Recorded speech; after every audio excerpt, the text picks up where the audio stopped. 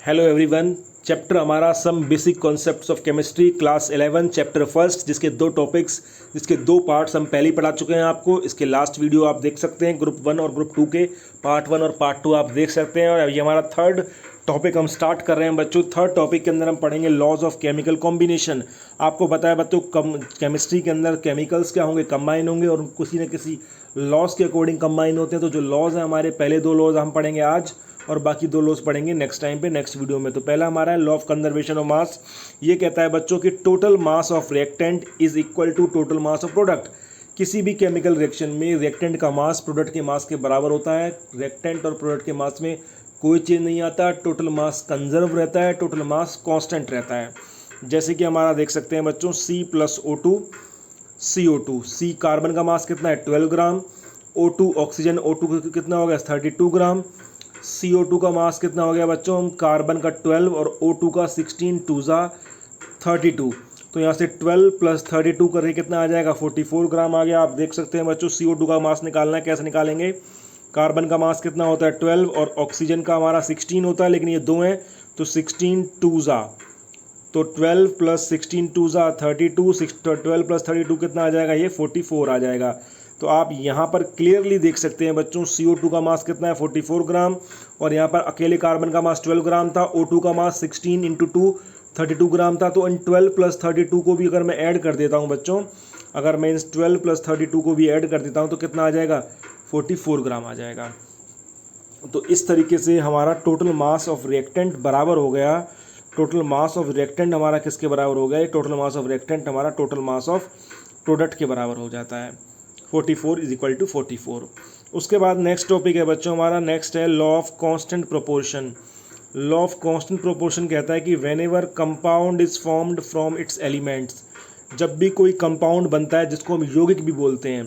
पहले ही बताया बच्चों मैंने आपको, कंपाउंड और मिक्सचर में डिफरेंस बताया था। कंपाउंड के अंदर फिक्स रेशियो होता था एलिमेंट्स का बाई वेट, जबकि मिक्सचर के अंदर फिक्स रेशियो नहीं होता था बाई वेट, वेट के अनुसार, भार के अनुसार।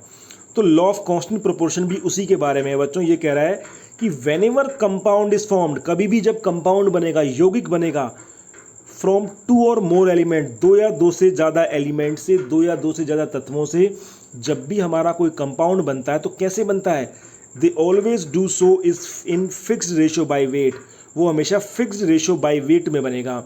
इसका मतलब ये है बच्चों, जैसे आप देख सकते हैं H2O हमारा कंपाउंड है, तो H2O के अंदर आप इसका मॉलिक्यूलर मास निकालें तो रेशियो निकालें, हाइड्रोजन और ऑक्सीजन 2 एलिमेंट से बनाइए। तो हाइड्रोजन कितना हो गया बच्चों, हाइड्रोजन का एटॉमिक वेट 1 होता है, लेकिन 2 हाइड्रोजन है यहाँ पर, तो 1 × 2 2। और ऑक्सीजन का वेट कितना है बच्चों 16, तो यहाँ से कितना आ गया 2:16। और अगर मैं रेशियो निकालूँ 2 2 × 2 और 2 8 16, तो 1:8 आ गया। इसका मतलब हाइड्रोजन और ऑक्सीजन हमेशा वाटर बनाने के लिए, वाटर एज ए कंपाउंड बनाने के लिए 1:8 में रिएक्ट करेंगे। मतलब हाइड्रोजन का 1 पार्ट होगा तो ऑक्सीजन का 8 पार्ट होगा, और ये फिक्स्ड होगा हमेशा, इसमें कोई चेंज नहीं है। वाटर आपके घर का हो या मेरे घर का हो, आपके स्कूल का हो या किसी और स्कूल का हो, इंडिया का हो या अमेरिका का हो, वाटर अगर है तो H2O होगा। तो H2O के अंदर हाइड्रोजन और ऑक्सीजन का रेशियो क्या होगा, फिक्स होगा बाई वेट, वेट के अनुसार। इसलिए इसका नाम पड़ा है बच्चों लॉ ऑफ कांस्टेंट प्रोपोर्शन। मतलब जो एलिमेंट से कंपाउंड बन रहा है उनका प्रोपोर्शन, जो उनका जो रेशियो होगा, that will be totally fixed.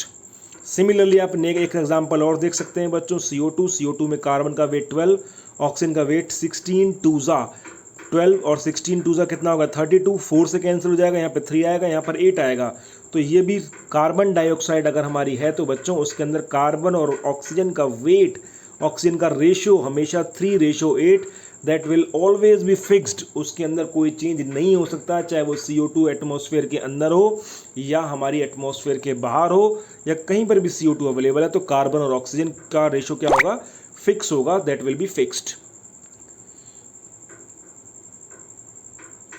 तो यही हमारा है बच्चों लॉ ऑफ कांस्टेंट प्रोपोर्शन। कि एलिमेंट से जब भी कंपाउंड बनेगा तो वो हमेशा फिक्स रेशो में कंबाइन होंगे।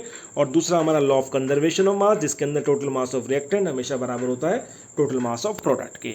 ठीक है बच्चों, तो अब आपको एक काम और करना है कि लॉ ऑफ कंजर्वेशन ऑफ मास का एक एग्जाम्पल और लॉ ऑफ कांस्टेंट प्रोपोर्शन का एक एग्जाम्पल अपनी तरफ से सर्च करना है आपको, नेट पर या बुक में कहीं पर भी सर्च करना है और उसको कमेंट बॉक्स में कमेंट करना है। हम देखेंगे किसका सही होता है। Thank you very much.